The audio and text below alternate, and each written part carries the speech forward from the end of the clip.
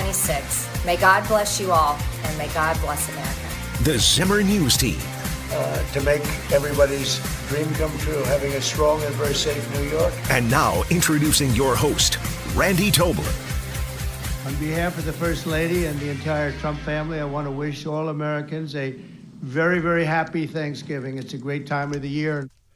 It is a great time of the year as we kick off the holiday season in a short Thanksgiving to Christmas season this year. Welcome into the day before Thanksgiving edition of Wake Up Missouri. Along with producer Drake and Stephanie and John, Wednesday. I'm Randy Tobler. Huh? A feel-good Wednesday. It's a feel-good Wednesday. And we have a lot of fun to spread around the airwaves today. Drake, yes? Happy Thanksgiving. I'd like to start off this show by saying I'm thankful for you, Randy. Oh. You're so easy to make fun of. It makes my job easy. Well, that's okay. I'll take that. Well, that's okay. You know, if you're having a lot of fun at my expense, Drake, it makes it all worthwhile. I'm glad to be here. It's good that I can do that. Donald Trump had a lot of fun making fun of Joe Biden yesterday during the turkey pardon ceremony. And after all, you know, Stephanie, you've talked a lot about how Joe Biden and his auto pen, there's a lot of legal discussion going on as to whether the pardons were valid, whether some of his executive orders, all the way back to maybe green energy, who knows, may not be valid. So why doesn't it apply to the turkeys? He used an auto pen last year for the turkey's pardon. So I have the official duty to determine, and I have determined that last year's turkey pardons are totally invalid. But he Maybe repardoned. Joe Biden wasn't wrong. But he repardoned them. So now they're okay. He was concerned. I guess he'd gotten wind that maybe they didn't go. When the turkeys are pardoned, they have lifelong pardons. They don't get a reprieve for a year and then go to slaughter, right, John? I don't know where they end up, but there's some farm. I guess someone's Turkey making stud farm or yeah, somewhere. someone's making bank off Cargill or something. Yeah, pay $100 and you can watch the pardoned turkeys for the last 20 years. I don't know. How long do turkeys live, Drake? You ought to know this. Not very long this time of year. That's very true. No, I mean, depends on how they're kept. If they're in an air-conditioned room, I mean, they could live up to, I think, 15, 20 years. Yeah, so An air-conditioned room? Oh, yeah. Like, some people have, pet chickens and all that. I thought you were talking like a cooler at Walmart, a freezer at Walmart. That's an air-conditioned room. If you're eating chicken from 20 years ago. That's very cool. I'd think it'd be like trying to cook an old rooster or Yeah, something. right. If you had a turkey that was that old, you'd put them in the stew pot for about a week. I'll bet there's somewhere that someone is making bank off of, come and tour the turkey farm, the retired pardoned turkey ranch of Northern Virginia. So I'll bet there's a place like that. I mean, I have been to many a roadside zoo. It always provides a little bit of entertainment, mainly because there's a little bit of danger involved. I'm certain you can probably see turkeys. Oh, have you ever been in a turkey barn around here? I mean, they've got HVAC systems and Really? and heating and cooling and all that. Oh yeah, turkey's big dollar business. I thought they just kept them out in big pens with nets over them. Big, sort of looks like Topgolf kind of places with nets over them. Go out, look all over Montauk County, Yeah. and look at the turkey barns down southwest Missouri. Turkey barns, wow.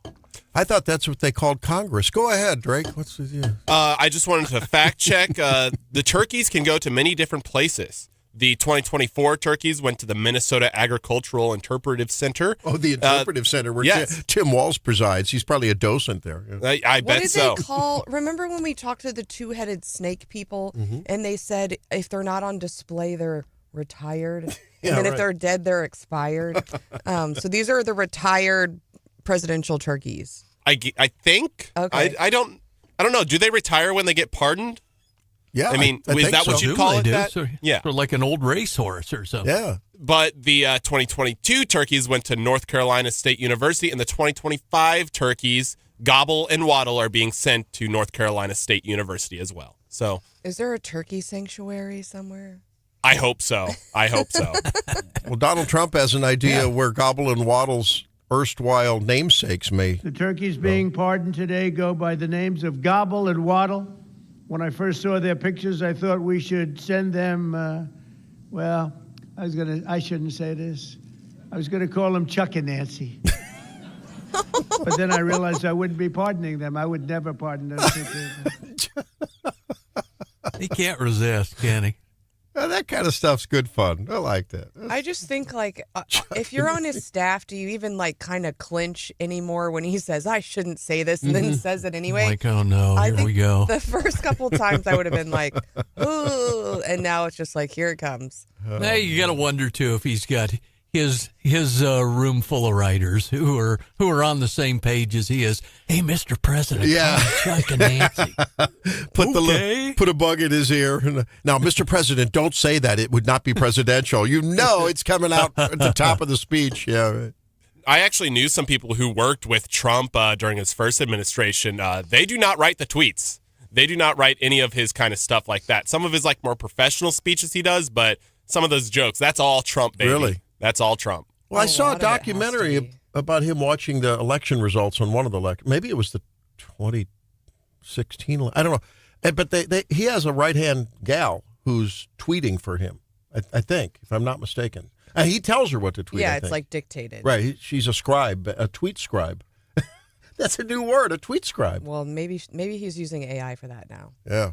Who knows? I got another AI story today that doesn't make me feel good. Oh. You and your AI doomsday stuff. It's not You need doomsday. to- I'm just a truth teller. It's a feel-good Wednesday. I'm going to feel good about I'm telling the telling you, truth. The it's truth been- always feels good. Even if it hurts, it feels good. Missouri's passed. Did you know Missouri passed new rules and costs for data centers and large power? Did you know that? I saw that story. Yeah, I sure did. That's a Have good- you noticed that I haven't been here a lot lately? Oh, that's- I sure did. That's a good story. She was in the trenches on that one, huh? Yeah. Yes, the legislature passed a bill Yeah. last year that required Missouri utilities to offer different a rate basically for large load customers. Evergy went forward with the case, and the article you're reading about is the commission's most recent decision, I believe, which was earlier this week in the Ameren case.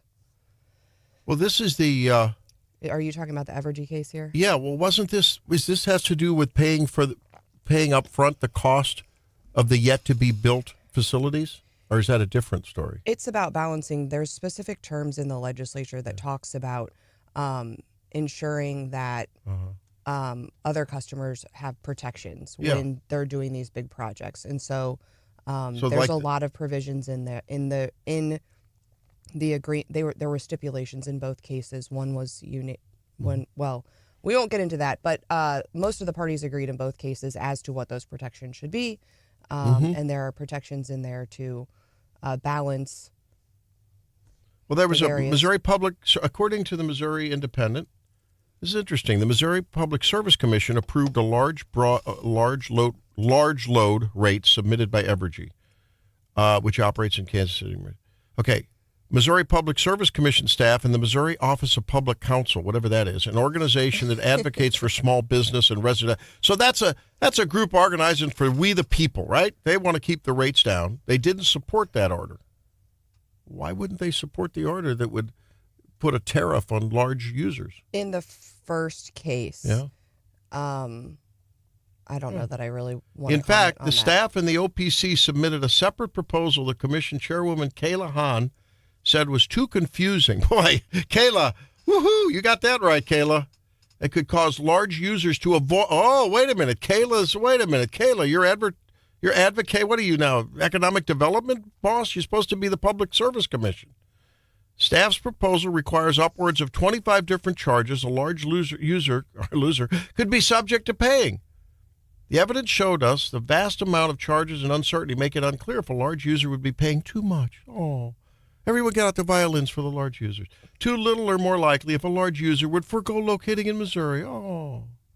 This is the whole thing, too, and I think, Steph could comment, but it all revolves around, I think the vast majority of these data centers would be the natural gas power plants, but there was even some talk, I know at the State House when this was being debated, of bringing a whole bunch more of the shuttered coal plants back online to make up the slack for these megawatts of energy that the data centers are going to require. The utilities have reported on the number of projects that are kind of like in their pipeline and the significant demand. And it's not only demand in Missouri, it's demand in other states. And so what you're seeing is Missouri has already has several statutes in place that kind of incentivize these large projects. We have a pro-economic development governor, but certainly the legislature's directive was, you need to strike a balance. And certainly there can be disagreements about where that balance is, right? And so the commission has issued 2 orders here recently telling us where they think the balance is. All I know is every time I read a story about or use AI and continue to find all kinds of errors, tremendous bad errors, I'm like, so now we're building all these big data centers to support all this AI. It's giving us all this poopy Randy, information. Come on. Woo. Really? And now we're going to pay more for it. Little grandma and grandpa living on Social Security can't even pay their bills. And now they're paying for someone's faulty AI because they're too lazy to do their regular Google search. As Randy is reading an article off of a web page that is no doubtedly supported by a data center. No, this is written by... You couldn't do your everyday job without data centers. And you use AI every day besides these new chat models. It's built into your phone. It's built into all of these other systems. And you are using it, and it is working beautifully, and you don't even know it, which is how good it is. Sounds like the Trump administration telling us how good the economy is when consumer confidence is at a 50-year low. No, really, it's good for you. Our economy is going great. Go ahead, Drake. So are you putting your stake in the ground that AI is not smart and that it's like not good? Because I want to hold you accountable, because in a month, whenever you're talking about the end of the world, AI is too powerful for our own good. I just want to make sure we have this staked in the ground. And Randy sounds like those people on the at the beginning of the internet, which were like, I don't know about this World Wide Web. Seems kind of shady to me. And now it's just it was invented by Al Gore. What do you want? I don't think that my life is any happier today than it was in 1976. I'm not saying watching happier. Archie Bunker and Edith talking about All in the Family. I'm just sorry. saying, if life has always been good with whatever our life brings us. That's why we're giving thanks today. We give thanks for Stephanie, her advocating of a existentially, in fact, an apocalyptically failed technology. But we're thankful for her. We're thankful for Drake, who doesn't want to support the Chiefs. If you are not dedicating time every day to learn how to use AI in your business, you're going to get left in the dust. Well, from dust to dust, from ashes to ashes. Happy Thanksgiving. Daily DC Rundown in a bit. It's Wake Up Missouri.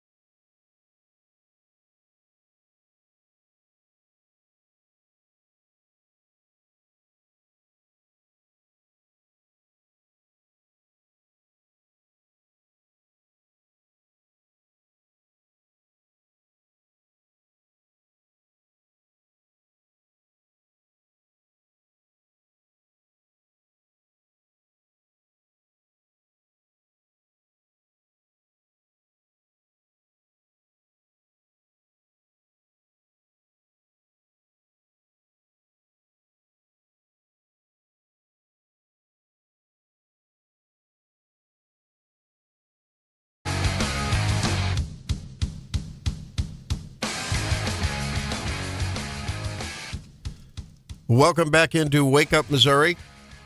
It is the day before Thanksgiving. J.D. Vance is on his way down to Fort Campbell, and the sound won't play. But here's Stephanie Bell with the Daily DC Why not? rundown. We need a break, right? I will say Jennifer Bukowski will be joining me on Monday, so I hope you will tune in then. Well, if you are traveling for Thanksgiving, you are not alone, whether you're hitting the road or otherwise. A record 82 million people in the U.S. are set to travel at least 50 miles to their Thanksgiving destination, according to the American Automobile Association. They're saying good luck, especially with all this construction in Missouri, Randy. It's going, I mean, I-70 has been and has not been great and I know, as of recent. And so take your time, give yourself some extra time. Brian's reporting on this Operation CARE, which is keeping, I don't know, it's about the road safety thing. So we got to be cognizant of your fellow drivers, right? And don't keep your hands on the wheel and off the phone. Right? If you missed our interview yesterday about Ukraine, you really should go back and listen to that. We talked to good stuff. Yeah. What was his name again? I apologize. Dave Agan, who has lived in Ukraine for many years and is headed back there soon. Randy, you got some audio on that? Maybe. 1,000 soldiers have died. So I think we're getting very close to a deal. We'll find out. I thought that one would have been gone quicker. We did 8. I thought that would have been an easier one, but I think we're making progress. You nailed it yesterday when you said, there's still a lot of mileage to go because Putin has not yet had anything to do in terms of approving this deal, right? So, right. Way to go. And so apparently Ukraine is ready to move forward on the framework of this U.S.-backed deal. Again, there was some discussion about who initially authored the deal. President Trump will now send Steve Witkoff to meet with Putin, who everyone thinks is not likely to agree to this deal. So although we've been talking a lot about it this week, I don't know that we're really making a lot of forward progress, which is frustrating, especially, again, given our conversation yesterday with someone on the ground about, the devastation and the effects it's had on the people themselves. I think it's frustrating. Well, did you see the quote from Lavrov, basically their Secretary of State? He said, "We operate professionally, not leaking information. We expect the U.S. to inform us of the results of consultations." All this diplomatic talk that really was like, what are you guys talking about? That's what I read. So, well, beyond a deal there, we are also getting other items on President Trump's Christmas list ahead of the holiday, and one of those potentially is a new Fed chair. National Economic Council Director Kevin Hassett is reportedly the front runner headed into the holidays. Scott Bessent told CNBC that there's a good chance the president will announce a nomination next month. Powell's term expires in May. Obviously, there's been a lot of interesting back and forth between the current Fed chair and Trump. It's kind of died down a little bit, but no surprise here that Trump wants to get that process moving. When we come back, let's talk about Eli Drinkwitz. Can we do that? Because he's worked up over the new transfer portal changes. And I saw on Twitter there's like a surprise board of curators meeting this Oh, afternoon really? by the Mizzou. Yeah, which is weird right before the holiday. Bum, bum, bum. I don't have any idea what it's about. Be back in 5. I think just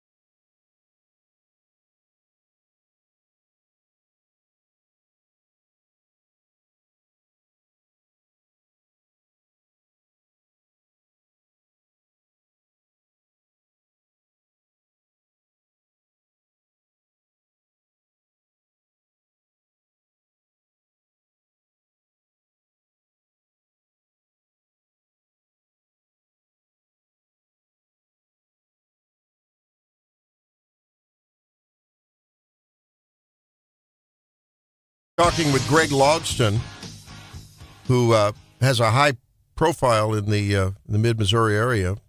And, he worked at the Show Me State Games.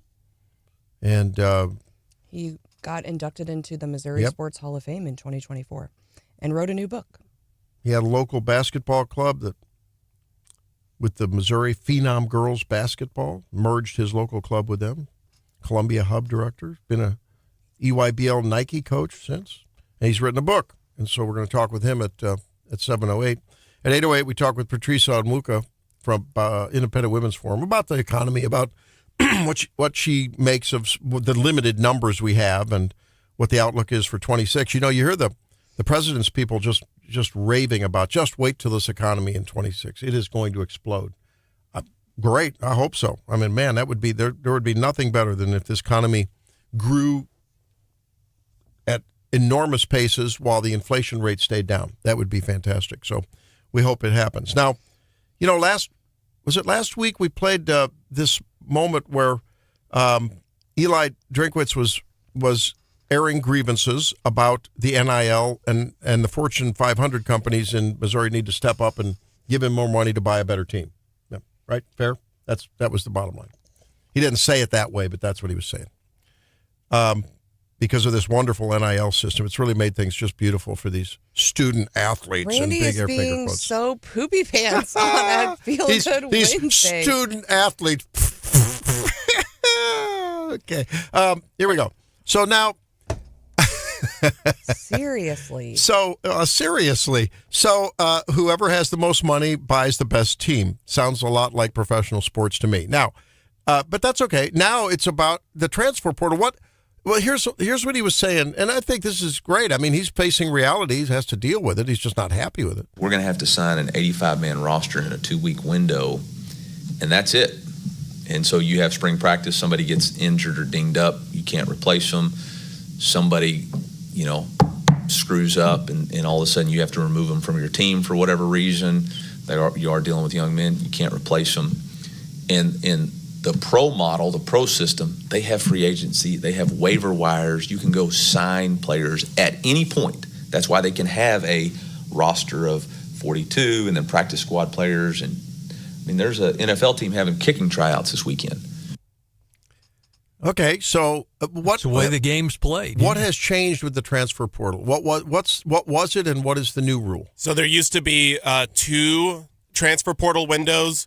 One of them was during January or late December, I believe. Like right after the season's over? No, not even. That's the problem. Okay. What it used to be is during the playoffs, there was the transfer portal window, and players like Bo Pribula was not able to be the backup for Penn State while they were in the playoffs. He had to make his decision and come to Mizzou during that time. Yeah. So that does create problems. That's a silly rule. Yeah. And for the student athlete thing, Randy. Wait, so they've changed. Wait a minute, hang on. So they've changed this now to where it was December, and then the portal's now, as of this the off season, be January. So there's one portal now that lasts 2 weeks. Is that what I'm hearing? Yes. And that's it, right? That's and the door it, yeah. shuts, and then so if I decide to transfer because I'm a highly sought after player, Drake. If nobody waits, and they're not going to wait until January. The players have already made their deals and all that stuff. So if you think it's going to be, technically January, but there'll be a lot of players who are off the board by then. Don't you think, Drake? Yeah. I mean, the recruiting process is a lot more than just 2 weeks. It's just that those 2 weeks are when you can commit or actually transfer. And most of the reason is because of you can't transfer from one school to another in the middle of a semester. School-wise, that doesn't make sense. You can't go from being a business major at University of Minnesota to the University of Missouri like that in the middle of all of your classes. It's just a crappy deal. So they're aligning the transfer portal for the student athletes with the academic calendar. Yeah. Well, yeah, but in reality, the deals are all going to be made, and at 12:01 on January 2nd, it'll be a done deal. Yeah. I mean, they're already in talks with these coaches weeks, months before. Yeah. And for the student athlete parts, I mean, I know Eli there's a lot of- Drinkwitz has a lot of actual students in the student athlete part of it. Good for him. He keeps a lot of glad them, for that. make them sit in the front row. That's what a lot of schools do. They have to attend all of their classes. Yeah. There are a lot of just students that don't show up to classes. I think the athletes are more studious than normal students nowadays. 573-874-9390. And I'm not talking about back in the 80s whenever everyone was paying whatever and used to be so excited for school. We have kids that just come here for the football and the party life, and they don't go to class at all. Mm-hmm. They're hungover, and they don't go to class on half the days. And we don't, and they're not in the NIL thing. Takes me back to Randy's comments last year at playoff time when Luther Burden opted not to play in the Cotton Bowl so he could stay healthy, and presumably now he's with the Bears. Well, this is moving this to January 2nd from what is it, December 8th or whatever it's always been. Yeah, but he kind of opted out. intended. Yeah, well, it was intended though to keep postseason rosters intact. Yeah, a team should be a team. If the team surrounding you got you to where you can make all this fame and fortune and go on to greatness or to at another place or to the NFL because you're going to drop out early, you should honor that team and play with them in the playoffs. That's all I'm saying. It's a matter of propriety. That's all I'm saying. I agree. I agree. What are you laughing at? Stephanie's laughing. I use the word propriety and Stephanie laughs. What are you laughing at? It's a feel-good Wednesday. Well, doesn't it feel good to be talking about propriety? No, come on here, it folks. doesn't. Come on, wake up, family. You're saying It's that- good to bring up values and virtues on a feel-good Thanksgiving Eve day. No? But you're saying Luther Burden has some sort of loyalty. He should be loyal to the team, which He should have a moral obligation. I Yes. agree with you to a certain extent, but think about being loyal to his family, who has, sacrificed a lot to get him where he is going to be. If he plays in the playoff game, gets an injury, then can't go. Whoa. There's a predicate there, counselor. What does a family sacrifice when a guy's making tens of hundreds of thousands of dollars playing football? Where's the sacrifice? Because they've probably put him through lots of coaching sessions. I feel like youth sports is a sacrifice. If you have youth in sports right now, you probably feel like you're sacrificing many evenings, many weekends, many miles, many hotel rooms, lots of equipment, new cleats. That's a pretty. Remember when we talked about this in the last playoff season, Cotton Bowl, and our regular texter, our buddy Tim, said that these are basically you go to college to learn a career, and these student athletes, the top tier of them, go to college to learn to be professional athletes. And I remember he said at the time he could understand how he wouldn't want to go play in the Cotton Bowl postseason and get hurt and ruin his entire multi-million-dollar, career. So I get that. So I absolutely agree. There ought to be a football track. But when you're in a lawyer track, do you have NIL money? Do you have hundreds of millions of dollars floating around? Do you have the lawyer professor of the year getting, $6 million? No. But I'm just saying, if you're going to be trained for a career, be trained for a career and then go make your money at that career. And I chose that option, and I also don't have 5 a.m. weightlifting or practices, or I haven't made any of those sacrifices. So you make a lot of sacrifices to make the academic standards you did. Made a lot of sacrifices. Well, we do have an update about this. Oh, yeah. Wait a minute. I'm not done with Eli. Hang on. Wait a minute. Well, Then we'll do that. I'm talking about him. I know, but look at this. Here, I got to play this rest of the sound, what he said. Listen to this. Okay. Here we go. Then because we got some big news, breaking news here. Oh, but that academic calendar is really restrictive to the fundamental way that college football is being run. And whether we're talking about the playoffs being jacked up or the portal or coaching transitions, all of this stuff, man. There is not a better sport in the country than college football. Agreed. And for whatever reason, we just keep shooting ourselves in the foot with how we manage it. It's mind-blowing to me. There you go. I agree with him. But didn't they ask for all this trouble by doing all the NIL and the portal in the first place? No, you're either with a team or you're not with a team. And all the FCS changes and the hoops you got to jump through to hit the playoffs and national championship hunt. No, yeah, I agree with him. Well, there is a board of curators meeting this afternoon at 3 p.m. We talked about how I had seen that on Twitter, and through a little bit more research, it appears Ross Dellinger, who writes for Yahoo Sports, is reporting because the first tweet we read said, no idea what this meeting is about, but typically the board of curators has regularly scheduled meetings. They just had one last week, so it's a little bit odd that they're having This is a special deal. So Ross Dellinger is reporting that the meeting today is to authorize the university to move forward with a proposed, not finalized, new contract for Eli Drinkwitz. And Coach Drink just signed a new one the extension back in July. So that means he went and got a better offer than he's got now from somewhere else, and he said to them, hey, either you pony up or I leave, right? We don't know that. I know that, but we can speculate. Can't we have fun doing that? I agree, Randy. I mean, I think that's what's happening. Isn't that most likely what might be happening? Yeah, or they're making a contract to, like, compare to, let's say, Florida or Penn State. Yeah. I mean, those are the leading And I don't places. blame them. He's a great coach. He should be retained. I think it's good. No. And I like the fact that he's recognizing pragmatic. But it's sort of like this whole NIL and the transfer portal. I will stand by this till my dying day. How much money does the lawyer program bring to the school? This is like giving your kid a cell phone. I don't know. It opens up a whole panoply of disaster areas. Just keep it simple. All they've done is open this Pandora's box of this cacophony of disaster area. And look, it was the famous coach from Alabama that said it's a disaster. What was his name? Remember we played that? Nick Saban? Yeah, remember he said it's a disaster out there. Yeah, because then he couldn't pay the players under the table like he was. But they shouldn't have opened the Pandora's box in the first place. People were getting paid either way. And the football program brings so much money to this school, and it puts us on the map. It brings people from Illinois, from New Jersey, from all these other different places that they never come to Mizzou, and they bring in so many of these kids because they want to experience good football. And look at whether you talk about how much money you're getting paid for being a lawyer and how you have to pay into it, I mean, the lawyer school does not bring as much money, a fraction of the money that the football program does, Randy. And that's why we pay these players. We talked recently about subsidizing the sports programs. That was in the budget. That was in the discussion of the finances of the university back in the winter. First of all, fact check. It's called the law school, not the lawyer school. And second of all, if you look at our enrollment numbers, we've had the highest enrollment numbers we've had in a long time.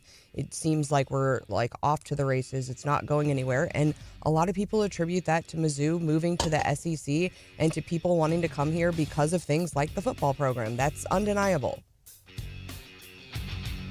Randy needs to eat some turkey, eat a piece of pie, and watch the new Zootopia and chill out. And the Chiefs on TV on Thursday. 5 ways to make your Thanksgiving meal Blue Zone friendly. And we're going to talk about which side dish you want to nix. Yeah, but I'm going to talk about how to make just a little healthier choice for your Thanksgiving meal when we come back. Stay tuned. It's Wake Up Missouri.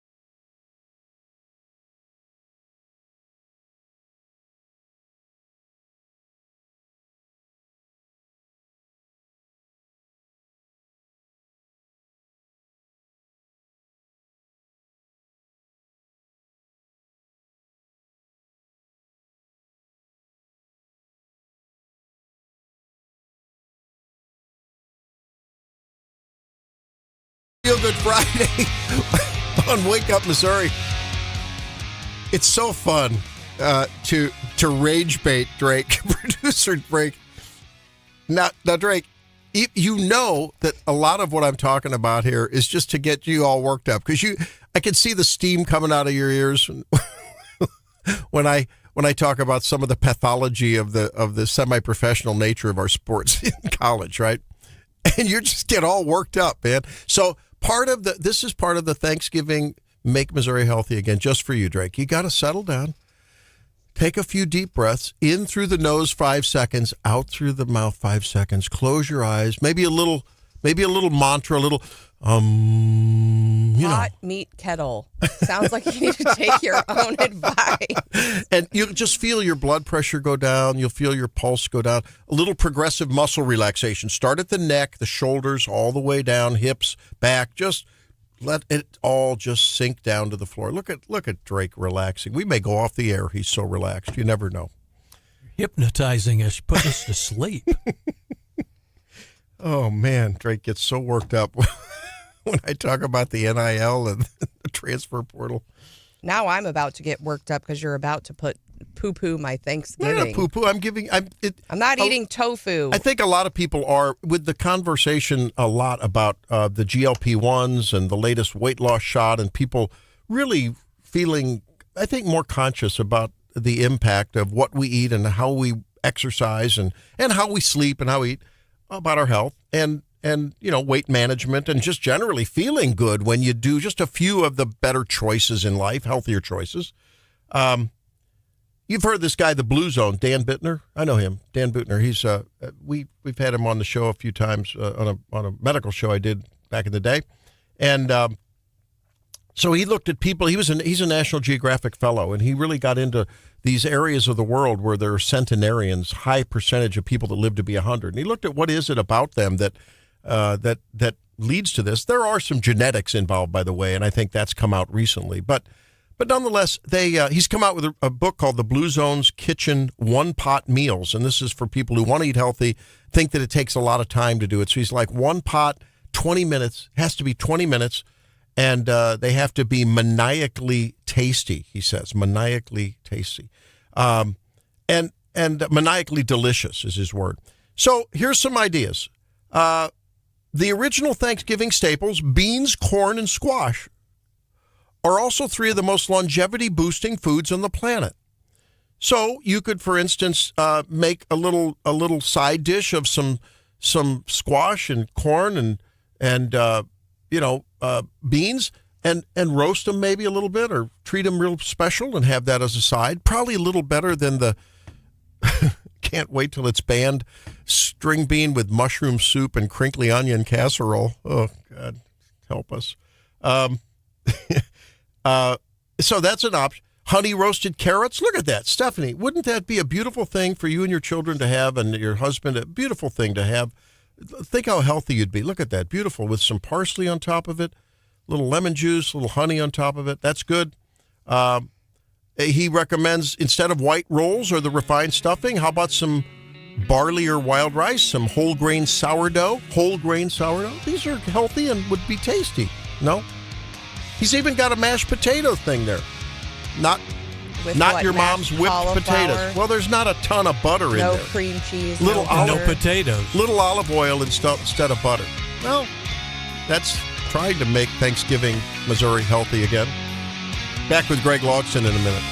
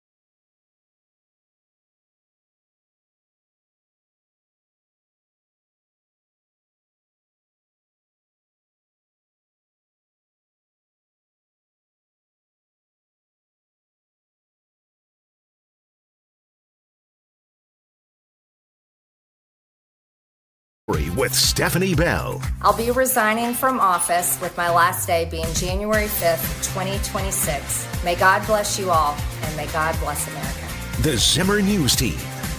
To make everybody's dream come true, having a strong and very safe New York. And now introducing your host, Randy Tobler. On behalf of the First Lady and the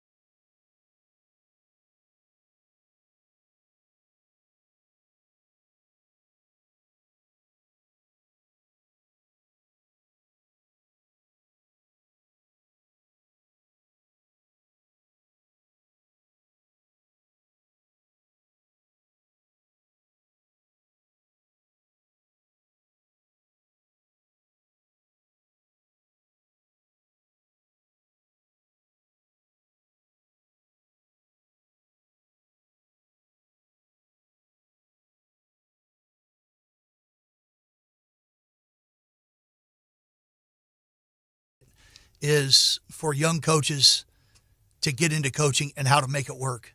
A lot of people want to coach, but they don't really know the first step to take. This book helps out with that a little bit.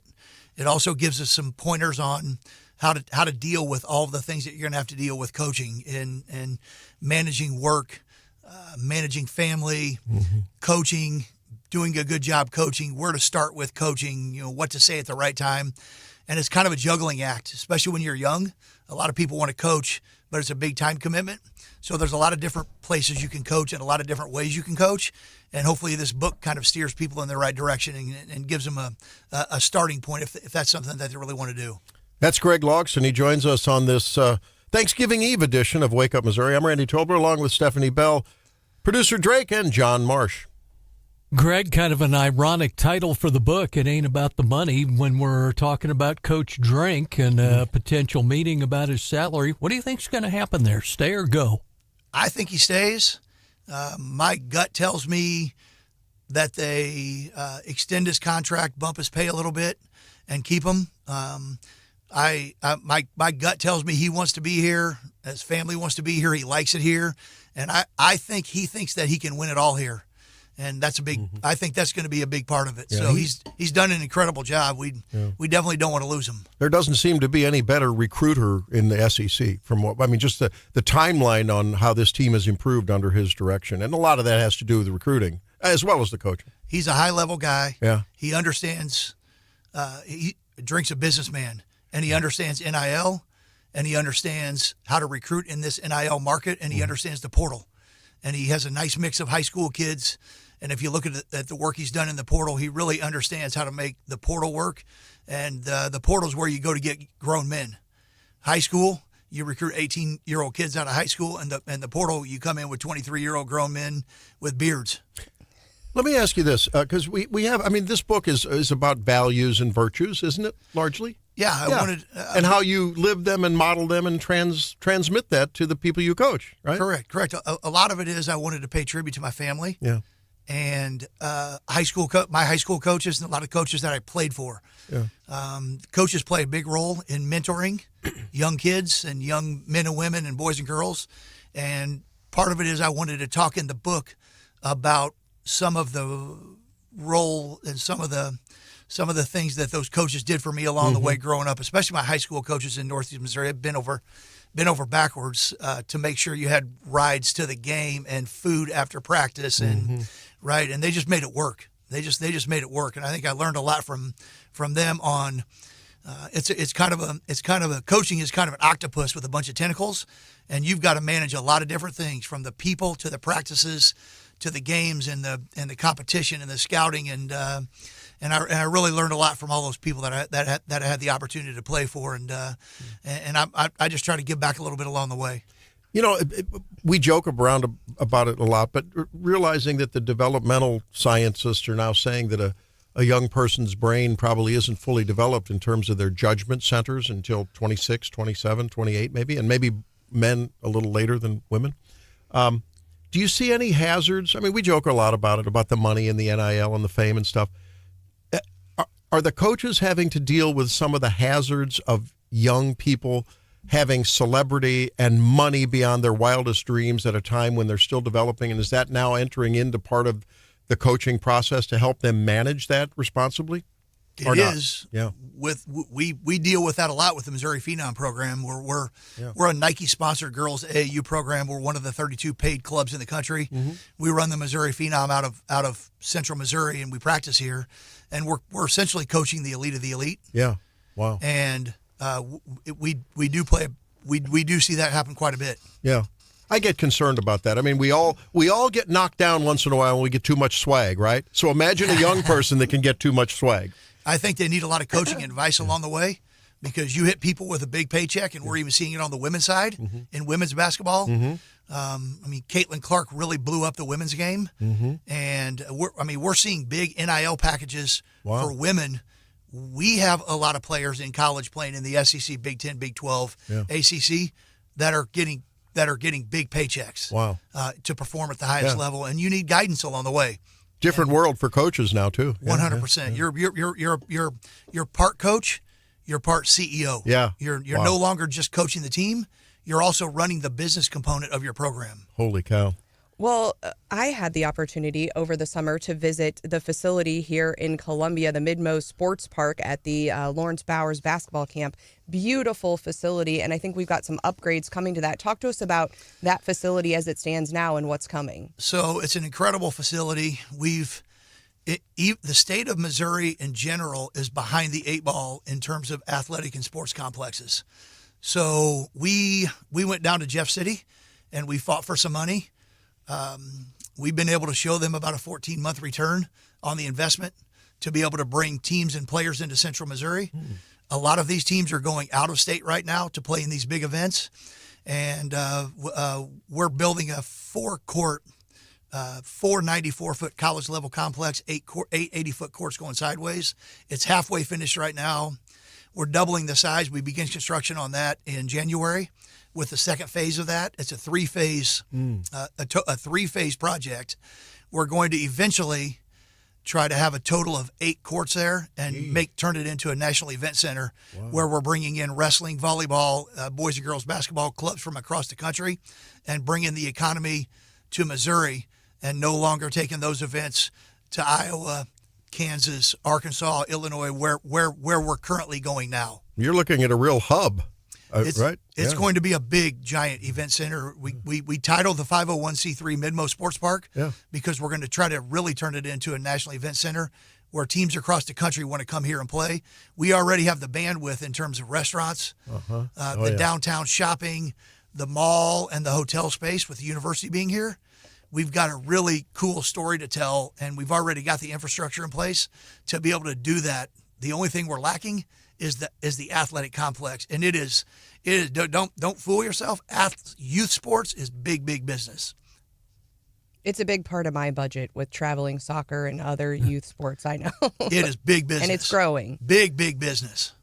Greg, how important is it to you to get your young athletes scholarships at the college level? Well, that's a portion of it. I would argue that no one in the country, boys or girls, is doing it better than we are. We sent 51 girls to college last year in the class of 2025, essentially all of them on full ride scholarships. Wow. That is a component of it. But I also think what they learn along the way is just as important. The scholarship is nice, but I tell every family when they get involved in it, whether it's soccer, volleyball, whatever they're doing, if they're playing on a high-level elite travel team, it's really to learn a lot along the way, and you're going to learn a lot more than you learn just about the sport. You're going to learn friendship and teamwork and leadership, and there's going to be a captain, and you're going to have a coach, and all that translates to the real world when you get out and get a job and have to deal with issues and fight adversity and deal with some battles. People skills. 100%. 100%. And so I tell every family when they get involved with us, what you learn here about basketball will be about number 10. There's 9 other things that you're going to learn while you play here. Boy, that's way more important than basketball. That's going to carry on for the rest of your life. Well, that's Greg Logston, and lots of words of wisdom in just a few minutes here, and I'm sure that this book maybe should be a stocking stuffer for you guys this Christmas. Just saying. It ain't about the money. Greg Logston, our guest here, he's got to head to the OR and help someone do some spine surgery. That's what you do, right? It is. That's my full-time job. I'm heading over to Boone Hospital to help out Dr. Miles and Dr. Meyer today. I think there's a little metaphor there. We'll work on that one. Hey, Greg, you're a gem. Thanks for writing this book, and thanks for really bringing, I think, the reason for why kids and coaches and families do what they do. It teaches so much more than the nuts and bolts of the sport. That's so important. Thank you. I really appreciate you, both of you, having me. Yeah, it was a lot of fun. Come back again, okay? Thanks. Good luck on the book. And good luck on that setter. Awesome. Thanks. You're listening to Wake Up Missouri on this pre-Thanksgiving edition. We'll be back in a few. Stay tuned. It's Wake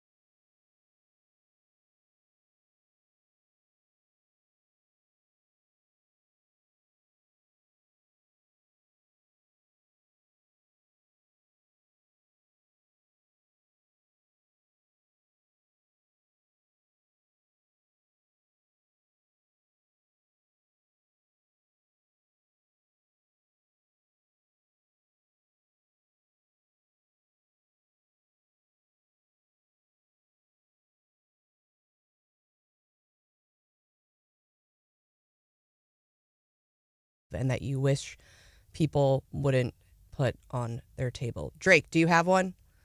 I mean, I only get two sides, and that's the cheesy potatoes and the mac and cheese. Everything else you can have. Why am I not surprised? If you follow my Instagram, you can find me at Radio Lawyer. Oftentimes I take pictures of Drake's breakfast choices. This week so far, it's been the mini chocolate donuts, which at least arguably are breakfast. But I think on Monday it was, what are those, Nutty Bars? Nutty Buddies, yeah, the best snack that you can ever get. I think they're delicious. I've never seen anyone eat it for breakfast at 5:30 in the morning until this week. Well, so. there's nowhere that's open. I mean, you have to run by a gas station to grab breakfast. I mean, it's easy.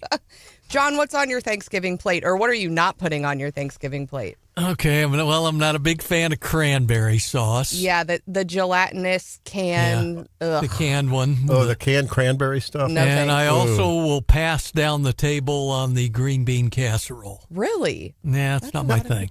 How about the real McCoy cranberries, though? I mean, really, those are good, no? Do you like those? The tartness sort of brings a different flavor to I always take a little spoonful to be nice. Yeah, my mom makes like a relish that has like orange and fresh cranberries. It's really good. The other thing, which I think I'm bringing this year, is chop up fresh cranberries and you actually put a little jalapeno in there and you dump the relish over. Right, this is where where I'm gonna lose Randy. You dump the relish over cream cheese, and it creates like a really yummy dip. No, that's a good one. Yeah. What are you passing on as it comes around the table? What's the Thanksgiving side you take a pass on? I've always had a weakness for the starches, right? The pasta, Drake says the breads, the only thing on everything. his plate is macaroni and cheese and Right, potatoes. and so knowing that that's a weakness, it's sort of like I need to go to a 12-step for that kind of eating because once I get into it, I can't stop, right?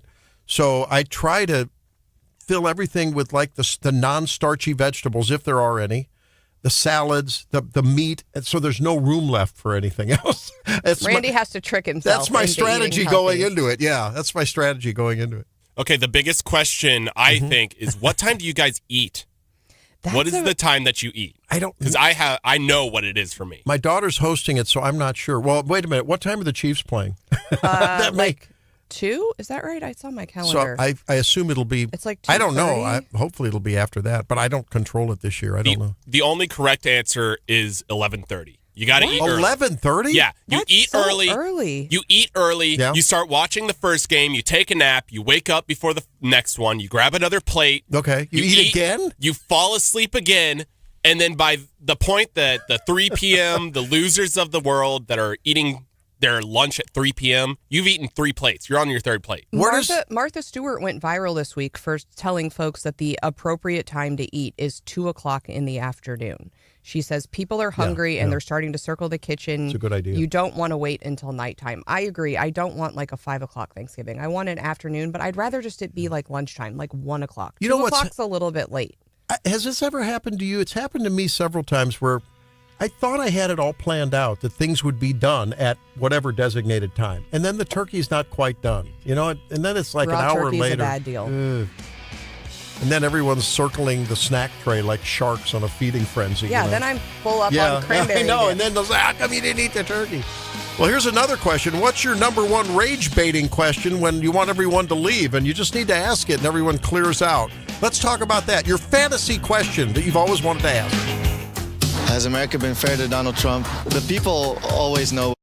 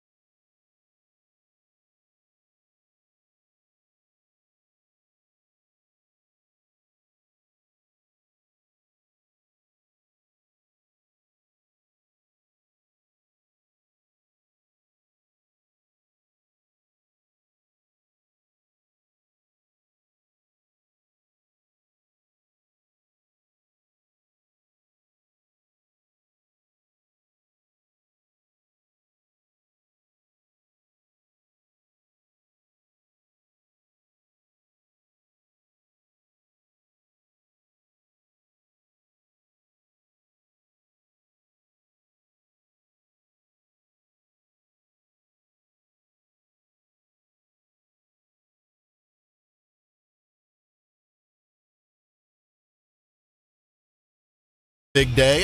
It does cause some tension in some places. Well, maybe sooner or later in every gathering.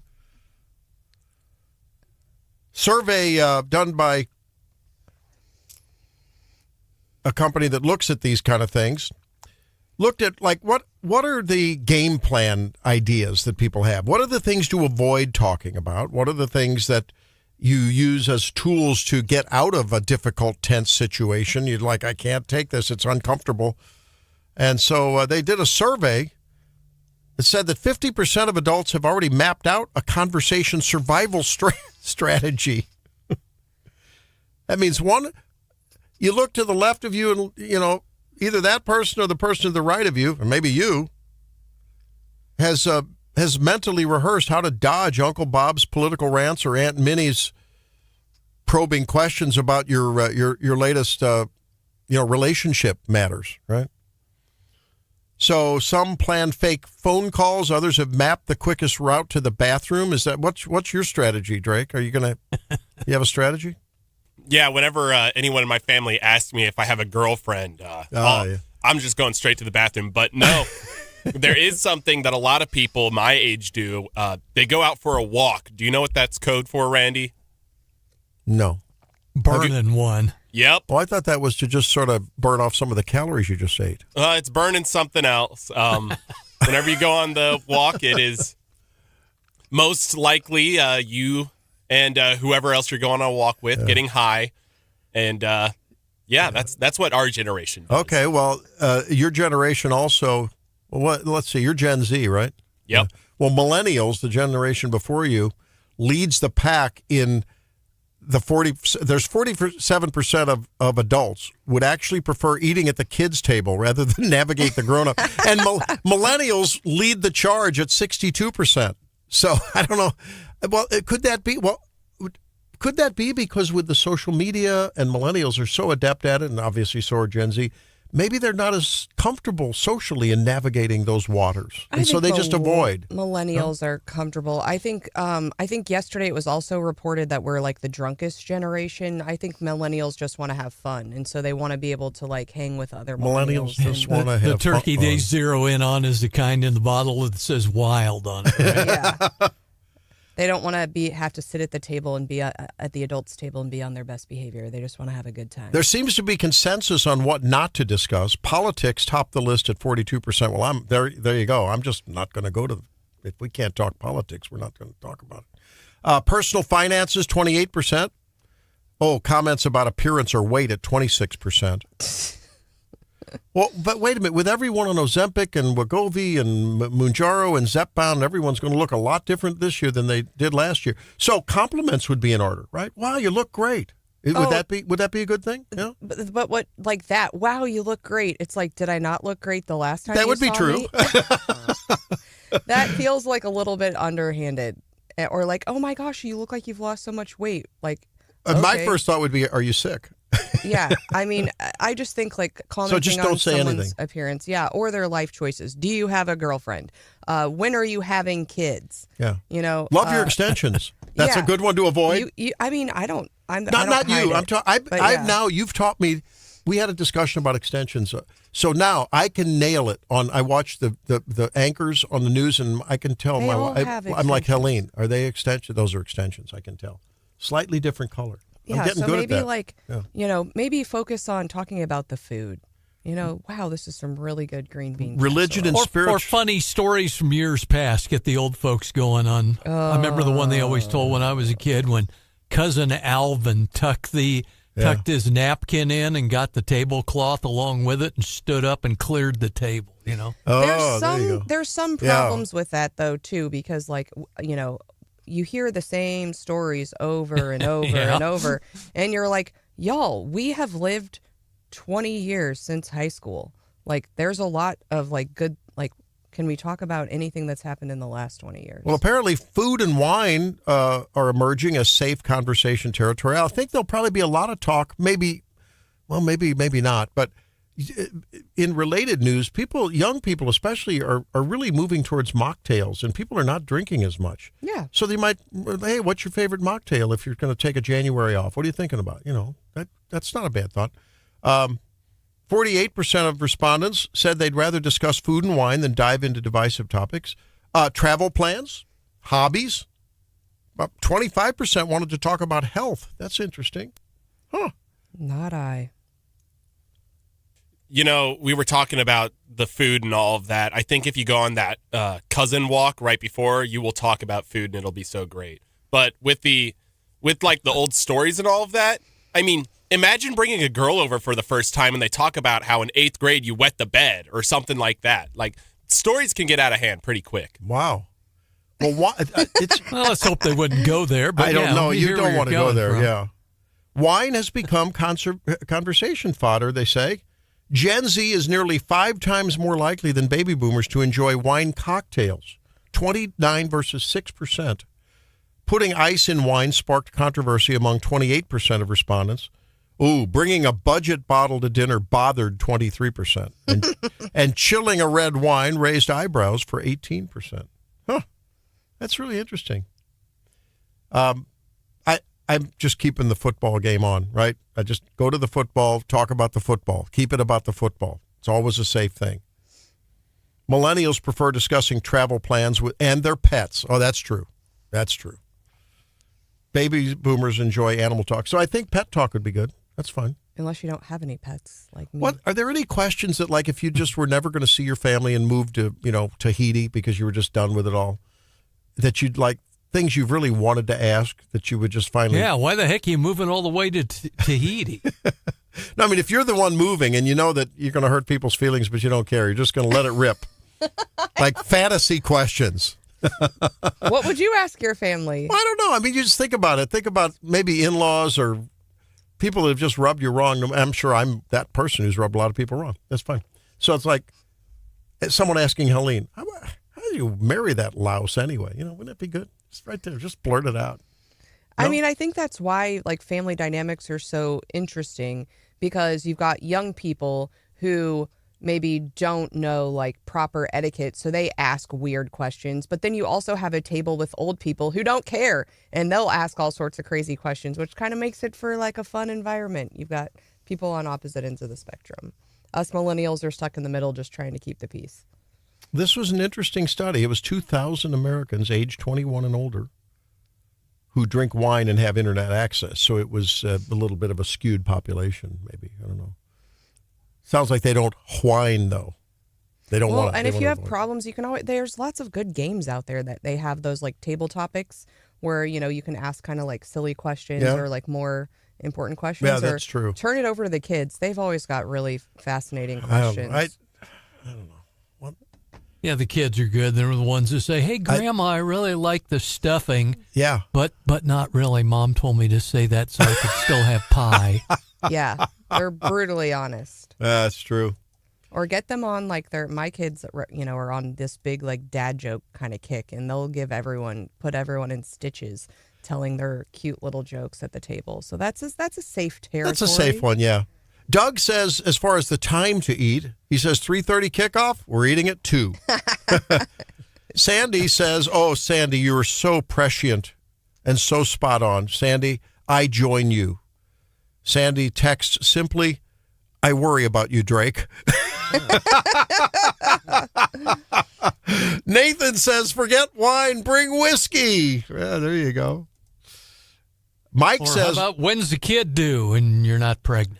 That's the worst. Mike says, "Let's talk about conspiracies." I love it. And Evan's right. Hopefully a lot of families have strong relationships and can actually have interesting, deep conversations. I think that would apply to us. Once in a while we have that. And they're really interesting. They're fascinating because everyone really gets along and appreciates learning other points of view. I mean, we're good about that. But they've lived with it for so long. They sort of expect that's going to be just a normal part of the conversation. Well, Steph can probably relate to those of us, have veterans in the family, older veterans. Hey, Pops, where was the weirdest place you had Thanksgiving dinner? Yeah, up on the DMZ, Da Nang. Good thought there. Yeah, I think parents oftentimes like to retell stories about your childhood. I think the most interesting stories are the ones that I haven't heard before about their youth or their parents or their first job. I really enjoy when they start getting into that kind of stuff. I remember a Thanksgiving probably 25 25 years ago. Helene and I would regularly, we would take a really long Thanksgiving morning run. We just loved to do that. It was fun. He's a turkey trotter, folks. Is there any surprise there? So it was fun. Yikes. But one time it was like, I'm talking January cold. It was 5 degrees. Yeah.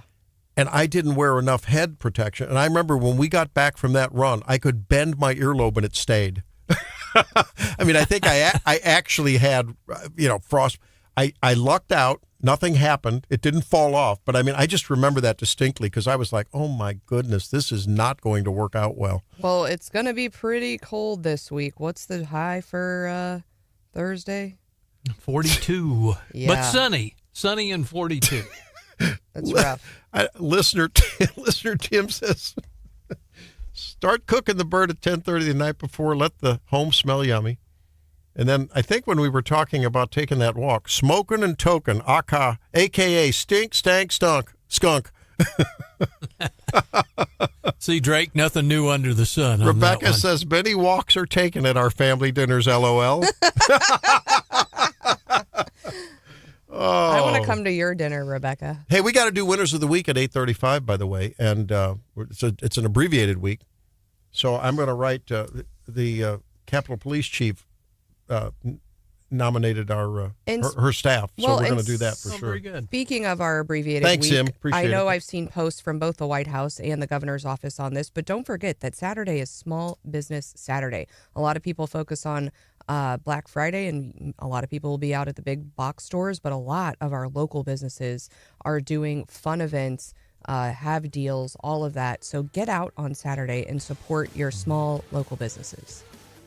My daughter Shannon says, Drake, no chance. Slow smoking the turkey all day, so more like 5 p.m. Uh-oh. Oh, I can't wait. My mouth's watering already. For all turkey? Right, we're having too much fun. Yeah. Hey, we're going to talk a little economics and economy at 8:08. Just, what, and we want to know what's going on in your world as far as your spending thoughts and habits for the holiday season. So weigh in on that, too. 573-874-9390. Drake, John, what's up when we come back? Pulling the wool over their guys. Oh, can't wait to hear. Wool sounds good as the weather's getting colder here this weekend. Stay tuned. Story.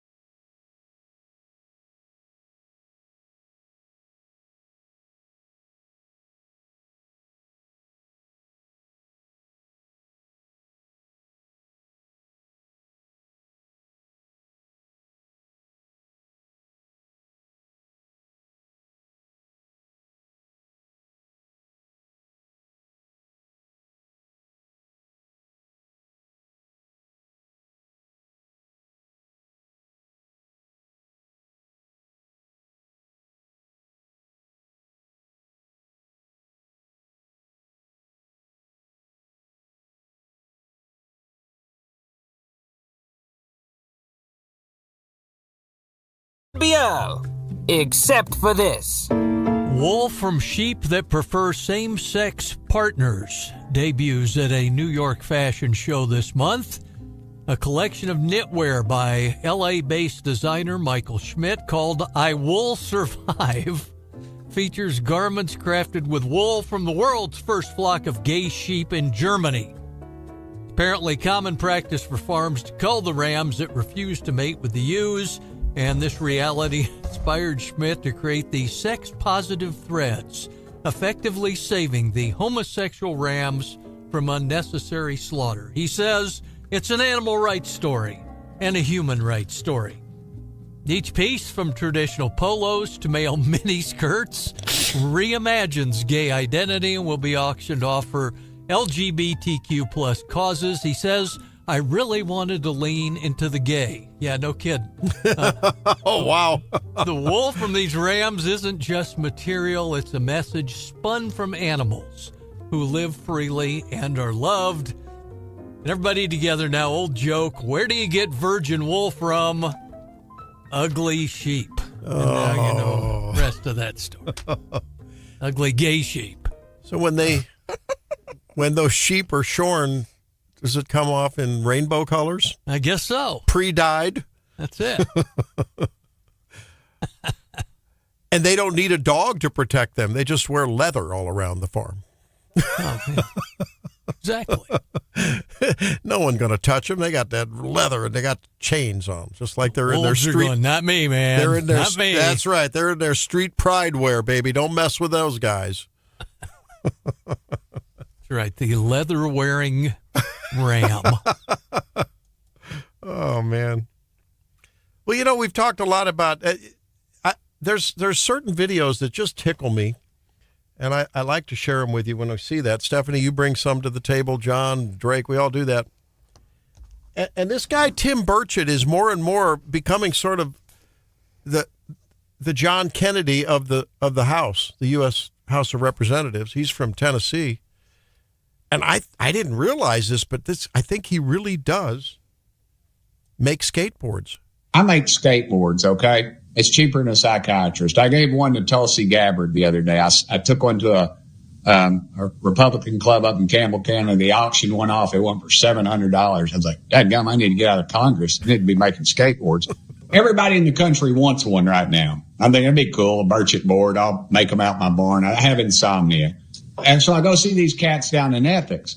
And this attorney says, well, you got to get a business plan. You got to do this. I got to get an attorney. I said, wait a minute. I can do insider stock trading, but I can't sell dadgum skateboards. He said, basically, yes. Crooked as a dog's leg. Everybody knows it. I make skateboards. Okay? I mean, I think he just resonates with so many everyday Americans that would like to do something. And it's so hard to do it. You want to put a deck on your house. You got to get a zoning permit. You got to get the building inspector. You got to do this. And these insider trading guys up in Congress, they just do it.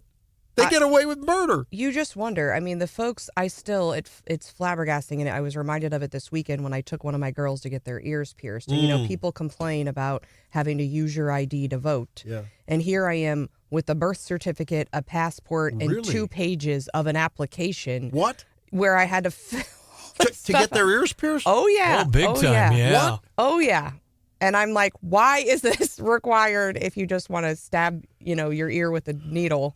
Oh, I'm like, no wonder my parents tell me that they did it at home. Right? I love the libertarian air is wasping through the studio now. Ooh. I love it. It's better than the smell of turkey dinner. I love libertarian. Have to sign less paperwork to get surgery on your kid than you do to get their ears pierced. What in the world? Right. I wasn't aware of that. State requirement. You can't just go down to Spencer's and get it done? Nope. Oh, man. Is Spencer still in business? No. I don't know, actually. I don't know. Probably too many earlobe piercing infections. Let's talk the economy when we come back. Stay tuned.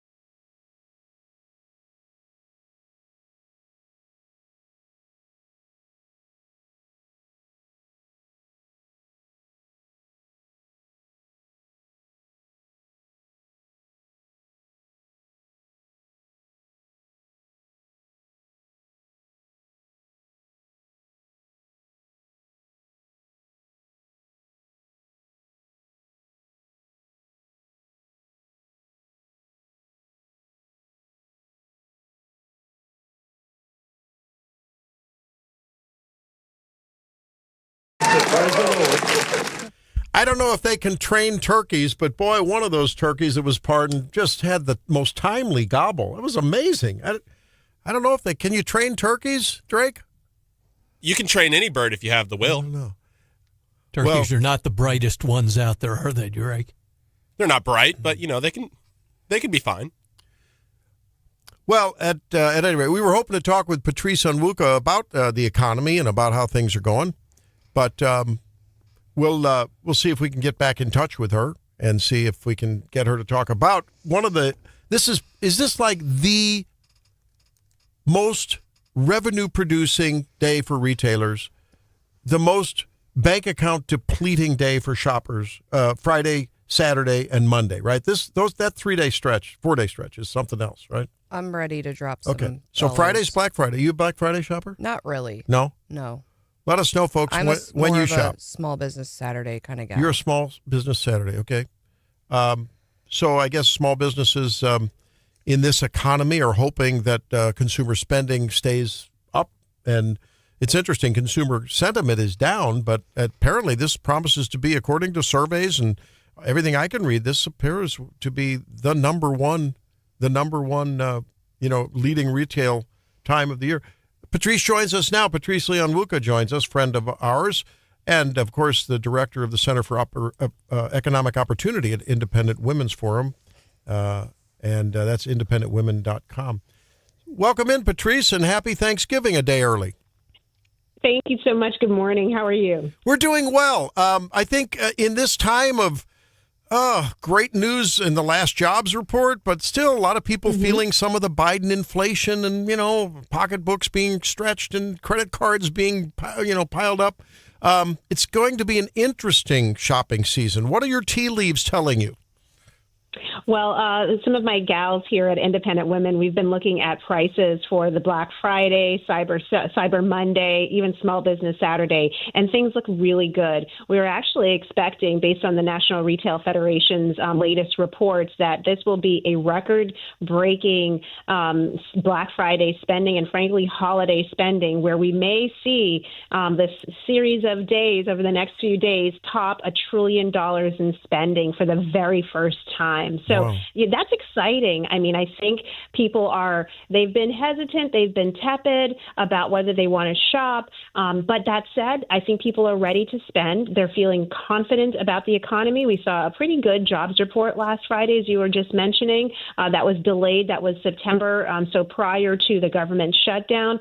But that said, economic growth, 4.2%, according to the Atlanta Federal Reserve. So the economy is picking up steam, and I think that's going to give a lot of consumers some confidence to spend money this fall, this Christmas season. You've written a blog recently about the whole tariffs, and I think there's been at least some heartburn on the part of anyone looking at the situation, looking at some of the past history of tariffs and the way Donald Trump really came out of the gates roaring with big time, punitive, massive tariffs, and now he's reeled back a lot. Is the jury still out? Increasingly, no. First off, we've seen a lot of economists who expected this economy to go in recession this year. They have backtracked. So Goldman Sachs, for example, they have said, you know what, we are not seeing the impacts of tariffs that we expected. And then I just blogged, as you mentioned, on independentwomen.com about the Federal Reserve Bank. Again, a gold standard in government data, quasi-government agency. They looked at 150 years of economic data related to tariffs, both here in the United States as well as in several other countries. And they concluded that actually tariffs are not inflationary. I'm going to say that again to underscore it. Tariffs are not inflationary, but they do have an impact on labor. So in short, their findings were that, tariffs don't necessarily raise prices over time. They're not driving inflation over time. I should correct myself, not driving inflation over time, but they can kind of slow down some economic growth and leading to fewer people getting hired. And so, I think we're seeing this generally. Jerome Powell at the Federal Reserve said, hey, consumers are not feeling the inflation that we've expected them to. And that's because along that production chain, the retailers are eating some of the inflation costs, and the producers are eating some of the inflation costs, and consumers are not really feeling it in a widespread way. What do you make of Trump's proposal to send some of that tariff money back to the people? I mean, I think what we learned during COVID is just passing free money out to people doesn't really bolster the economy like they said it was going to. Well, that is inflationary. The part of why we saw inflation hit 9.1% in 2020 was because of the stimmy checks, because of all of the stimulus money flowing from Washington and backed up by printing money by the Federal Reserve. And so, I'm not excited about the idea of tariff checks, because I do think that it can, put a lot of money in people's pockets to spend suddenly. That said, some folks say, you know what, well, it's not for everybody. First off, it would be limited to maybe people earning less than $100,000. So really those low-income and middle-class families who tend to feel the pinch of inflation more, because more of their family budgets just get spent on essential goods like grocery store items. So you know what? I want the Trump administration to lean into the other things they're doing, cutting regulations that saves families money, increase the tax cuts, which we're going to start to feel at the beginning of next year when taxes don't rise and people have tax savings on car loan insurance and overtime pay, and all of these things. Deregulation, cutting costs, cutting spending, those are really what bring prices down. And hey, tariffs make some money. Let's pay down the debt with that. Now, Patrice, there's a lot been said. Howard Lutnick, Peter Navarro, in and out of the administration, both 45 and 47. A lot of spokespeople have said, look, as you were saying, this economy is going to roar and people are not going to believe it. What is the possibility, however, that if there isn't some kind of an agreement by January 30th on, healthcare reform and some of the other things that led to the first problem, that could really sort of kneecap some of that growth, couldn't it? And what are you hearing? I mean, you're there in D.C. What are you hearing? Yeah, the folks are a little antsy about January 30th, which is when this current continuing resolution that reopened the government, it's set to expire.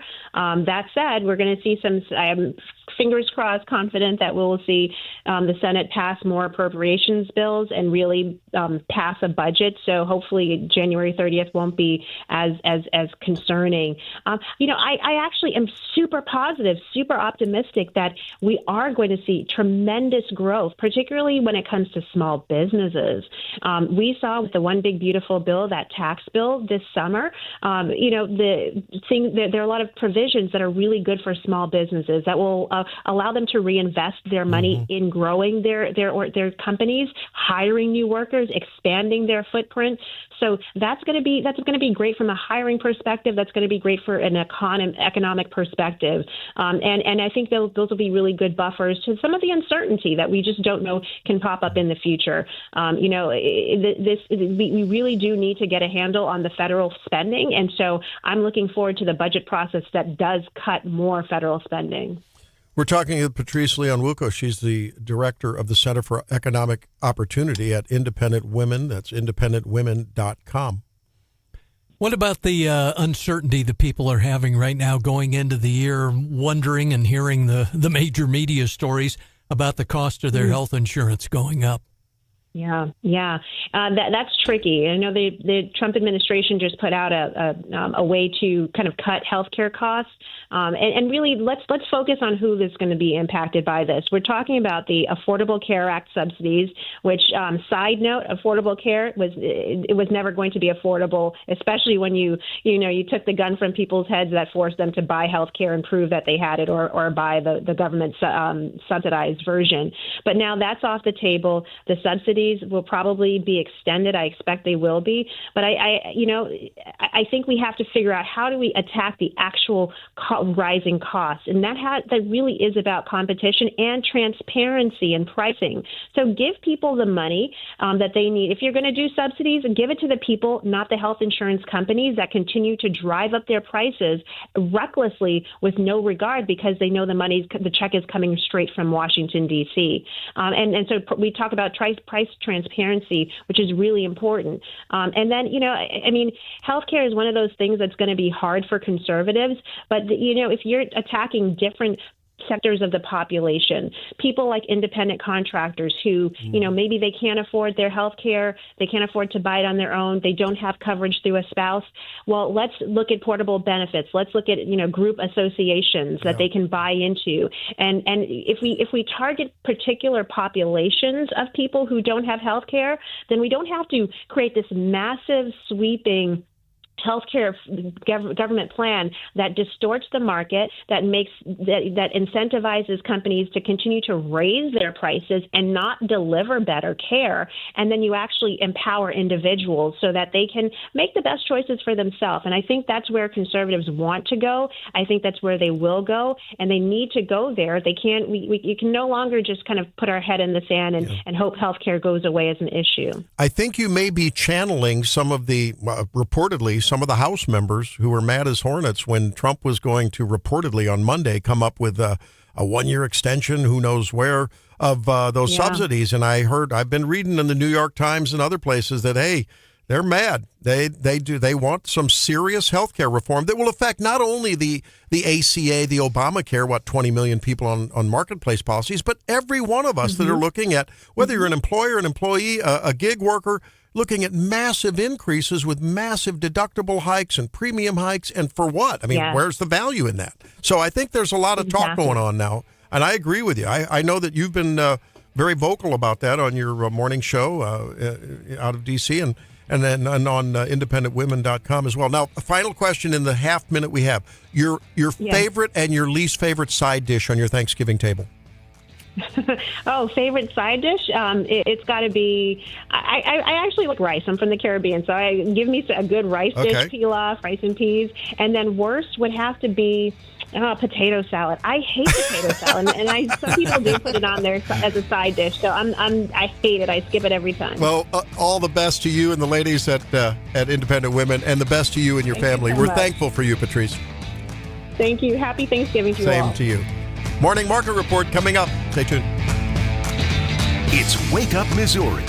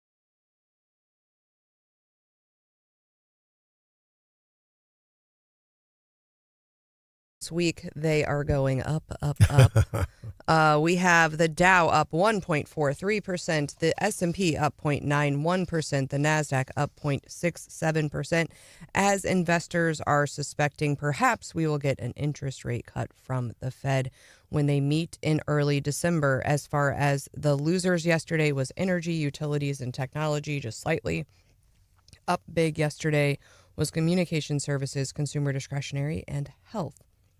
Now, we've been talking a little bit about sports today. We've got a curators meeting where it's suspected perhaps we will hear more about Coach Drinkwitz's contract. We've got, and earlier we talked with Greg Logston, a coach here in Columbia, a member of the Missouri Sports Hall of Fame, about his coaching style. And he coaches women a lot and has a lot to do with women's basketball. There is a new potential league for women's basketball. Have you heard about Project B, Randy? No. I suspect. Is that anything like Plan B? No. Maybe. They think the B stands for basketball, apparently, but the co-founder of Skype and a former Facebook executive are coming together, launching this new Project B. It's a new international women's 5-on-5 basketball league. They're going to have 7 two-week tournaments held across 3 continents, Europe, Asia, and the Americas. And they're seeking investors. They're expecting big returns on this league. As far as player compensation, they're going to offer multi-million-dollar salaries plus league equity to players. Some players are allegedly being offered as much as $2 million, or at least $2 million. That is way beyond what the WNBA is proposing, a maximum salary cap of $1.1 million. That's currently under negotiation. So we've seen a little. Remember, we had the Live Golf. Yes. So we've seen a little bit. Yeah, more. that was just what I was thinking of. It was, they offered even more money in the PGA, but they're kind of short-lived. Will this be in lieu of or as an alternate season that the WNBA team can make money? I think you have to pick one or the other. Okay. I don't know that you can play Either both. Yeah. But I think competition, as we talk about what's the right model, and Randy has some thoughts on the current collegiate model of sports. I think increased competition is always good. So 4 players have already signed, including some former WNBA players. They've acquired some international players. Yep. They're getting a little bit of skepticism because apparently they've taken money from a group or a subsidiary of some of the Saudi family money. But they say, hey, that's really, they don't, they're just an investor or an event sponsor. They're not really involved. But certainly as we talk about sports, like the WNBA has been doing better than ever. We talked a little bit about Caitlin Clark earlier, but they've got a $2.2 billion media rights deal that they secured in 2024 with the WNBA. So I think women's sports are here to stay. And as we talked earlier, sports is a big time business. It's amazing how one just superstar, right? Shooting star, if you will, just makes such a big difference, right? It just brings awareness. And then when you look at the quality of play, and I guess the drama around some of the rough play that went on too probably doesn't hurt either, right? You got to love it. You got to love it. That's crazy. Went from 78,000 rookie pay to 10 or 11 million with endorsements and all. Not a bad first Not year a bad or two. payday. I think everyone's now thinking, what's going to go on with that emergency, special curators meeting today, the day before Thanksgiving? I don't know. Hey, it's time for our winners and losers. We're doing it on Wednesday. Short week this week. That coming up on Wake Up Missouri next.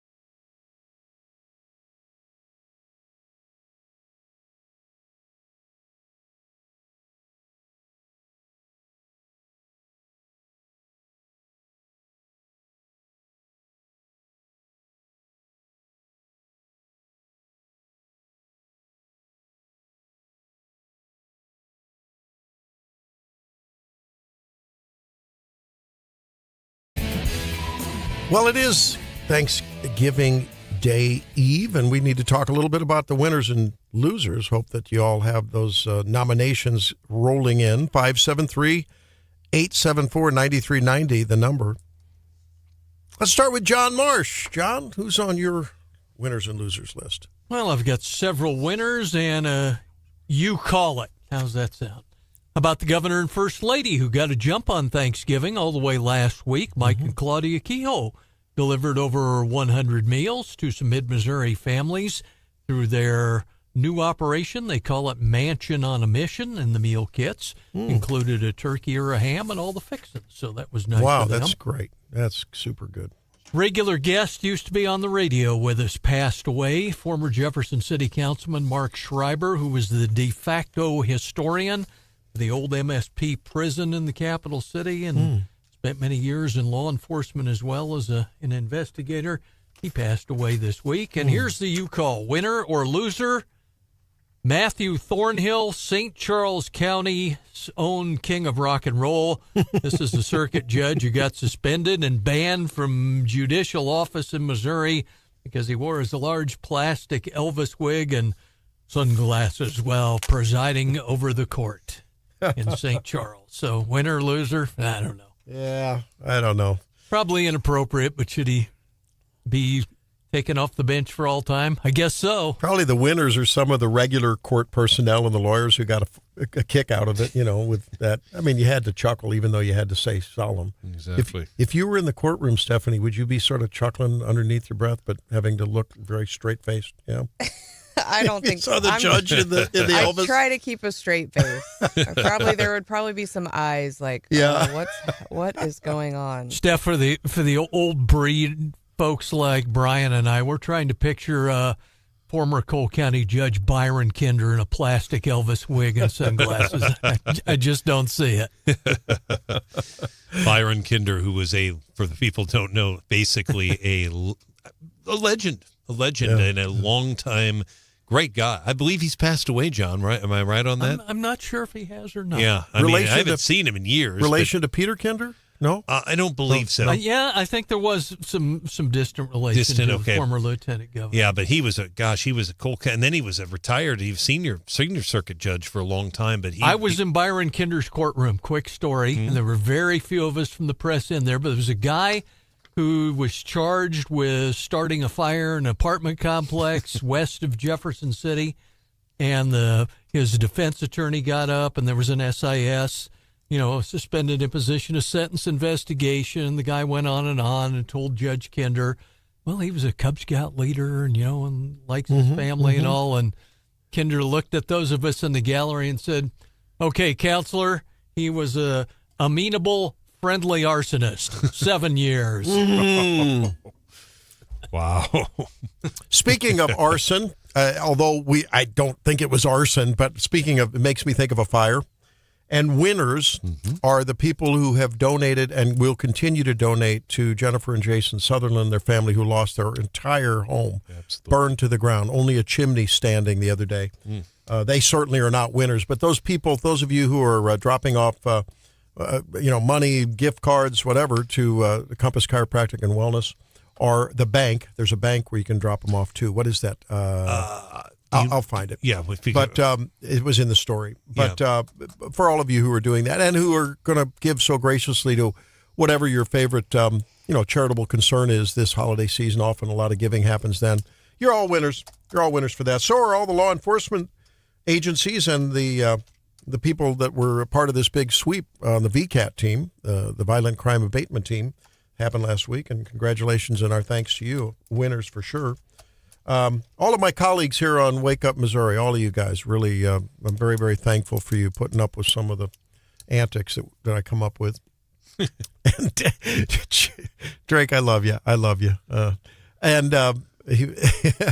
And really, seriously, thank you for all that. And especially for our Wake Up family listening and texting and interacting with us. We love you guys and wish you the safest and best of Thanksgiving. Just got a text from Representative Jim Schulte, who tells us Byron Kinder is alive and cantankerous as ever. That's awesome. That's First Midwest Bank, by the way, and I'm glad to hear the Midwest Bank. First on Grindstone. I only have one loser. That's anyone who brings canned cranberry jello to the Thanksgiving dinner. Sorry, I may love you in every other way, but you're a loser if you bring that stuff in. Yeah, that's awesome.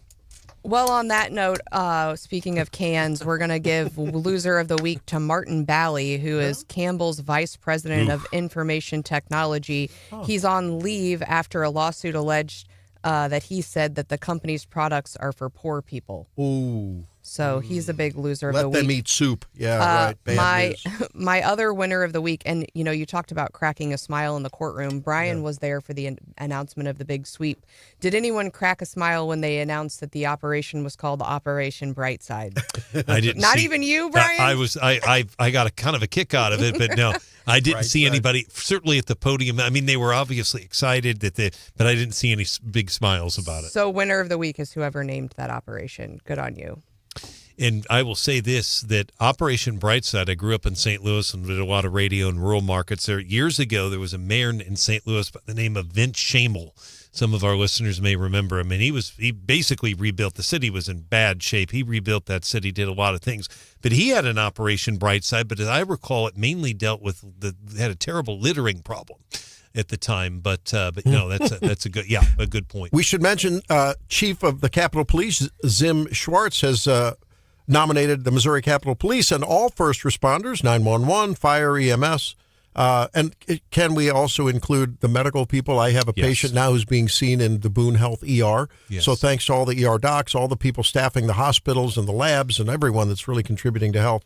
You guys are all winners. I've been there, done that. Won't be doing that tomorrow, but always really very, very thankful for you, and you guys are winners. Thanks, Chief Zim, and for all your people as well. Brian? Got a couple. I don't have any losers. Got a couple of winners. First of all, the listeners that heard me the day after Veterans Day heard me. I barely could. Peter was very patient with me.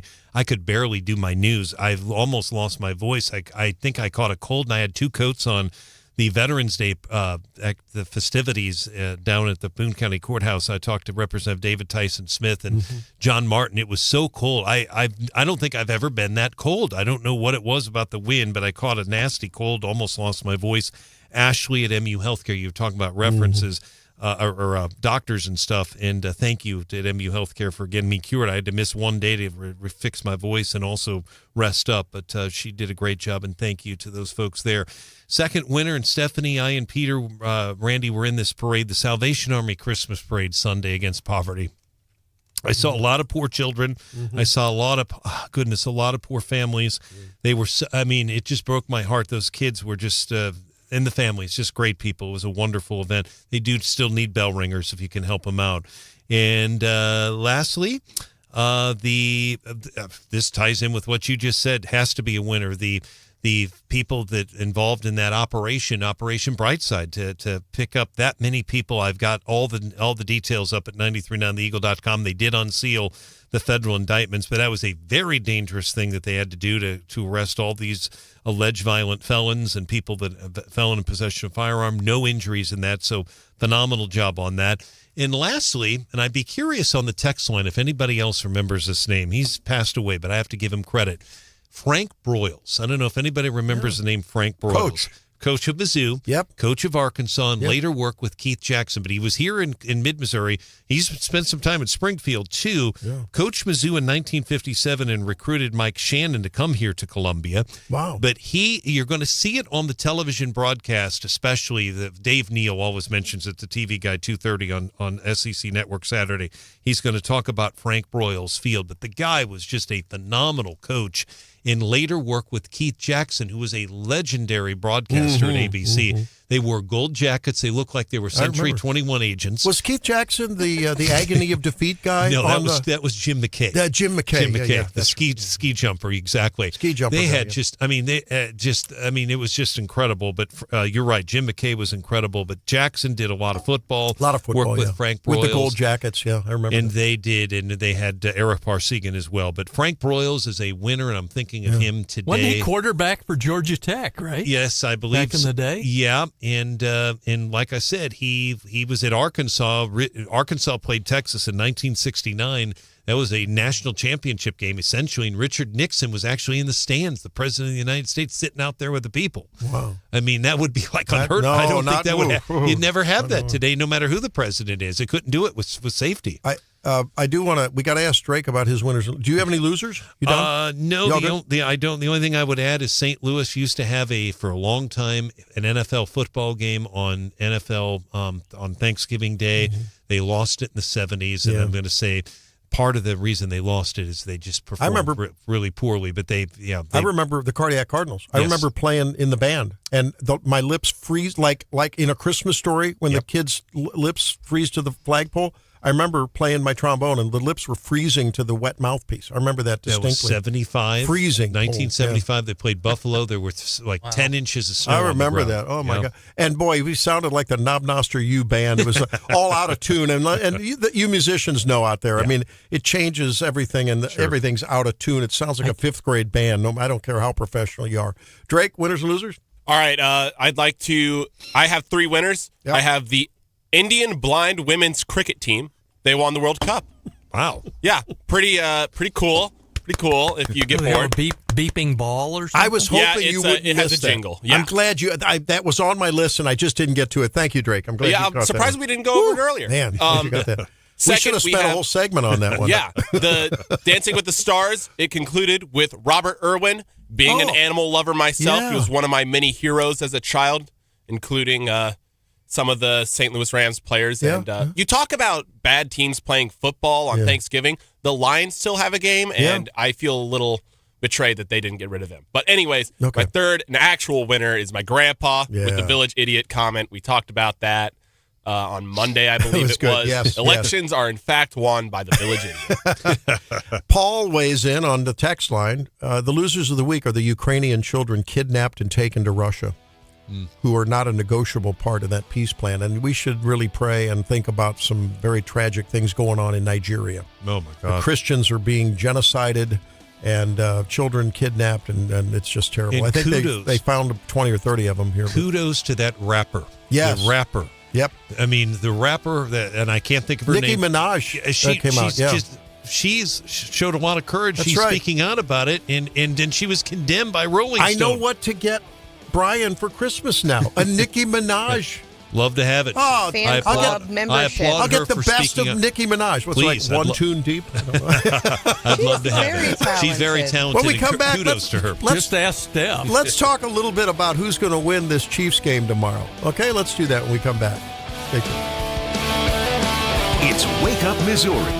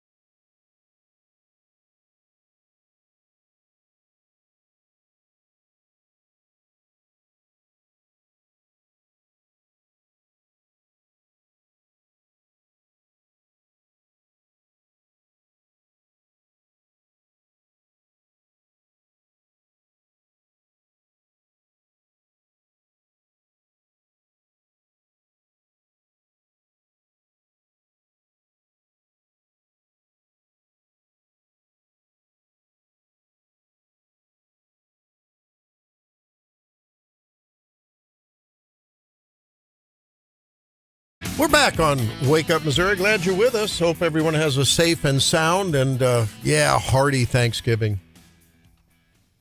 It's time for leftovers. John, what's on your plate?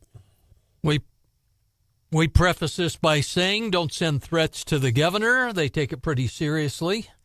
James Scott of Columbia facing charges that he allegedly sent a threatening email to Governor Mike Keogh. It read, when you are up for re-election in 2028, are you suggesting we remove you by legal ballot or bullet? Oh, boy. Shouldn't be too difficult for us to decide. Oh, my God. Charged with making a terrorist threat. Oh, boy. What in the world? Just... You gotta wonder. I don't know. What filters down way too often. What do you have, Steph? With the redistricting stuff going on in the state, there's lots of litigation, obviously, but also you see people out trying to collect signatures to put the map, basically to undo what the legislature did and revert back to the old map. Attorney General Catherine Hanaway has announced an investigation into the company that was hired to collect those signatures. According to her press release, she's saying preliminary information indicates the company may have supplied illegal immigrants to Missouri clients without disclosing their ineligibility to work. So lots going on there. Holy cow. Yeah. I mean, it's really turbulent around these various, ballot issues and resolutions and statutes that are being challenged and petitions. And I saw a warning that came out. Now, granted, it came out from some RNC GOP thing. Got a text that said, watch out for, either scam petition signers on Black Friday, petition requesters, people with clipboards. You don't know what you're really signing. Take care to look at that, right? And it may not even be a petition. Who knows what you're signing? You might be signing a second mortgage. By the way, I saw on Good Morning America on the monitor out in the green room that mortgage rates are down. I know that's not like they're not down to where they were way, way, way down, but they're down. They're lowest in 2 or 3 years, I read. So that's some good news here. Maybe the housing market will loosen up a little bit. It's something we can be thankful for. Now, I know many of you don't know. Will you give me permission to be looking out for the folks with my AI speculation and just trepidation over it? Recipe bloggers are warning you that some of these AI-generated recipes that you may get may turn out like a pan full of slop. The easy peasy foodie creator, Eb Gargano, has been writing recipes online long enough to anticipate the seasonal rhythms. Her seasonal rhythm, and so many other recipe bloggers on Pinterest and others are way down because people are going to their AI. One example she gives is an AI assembled version of Gargano's Christmas cake would have people cooking a 6-inch cake for 3 to 4 hours at 320. She said you'd end up with charcoal. Meanwhile, traffic to her turkey recipe is already down 40% over the years. Just think of AI in this realm, and I can tell you in the medical realm too, as nothing more than a cheap, big-time Google search. And then they put it all together and they assemble these things. And one after another in this article are saying, it's really bad. AI slop is everywhere. Yvette Marquez Sharpneck, 15-year author of the Mexican food blog Muy Bueno, warned that her more than 190,000 Facebook followers, she said her tamale photos, they showed tamales laying on their side in a pan. She said no one would steam their tamales face down in a pan. It has to be standing up. Okay. So if you don't know, Helene looked at this. She said, I can tell, but a lot of people who may not know. I think we can all agree that there have been bad recipes online for many, many years. And we can all agree that if you're not cooking from a handwritten note card that has food stains on it from your grandma on Thanksgiving, then I don't want it. Well, Helene's drtobler.com blog has very good recipes, or healthy ones, too. Cook one up tomorrow on Thanksgiving, Steph. I'm not cooking. Are you kidding? Report back on Monday. All right. Hey, guys, have the best Thanksgiving. See you later. Bye.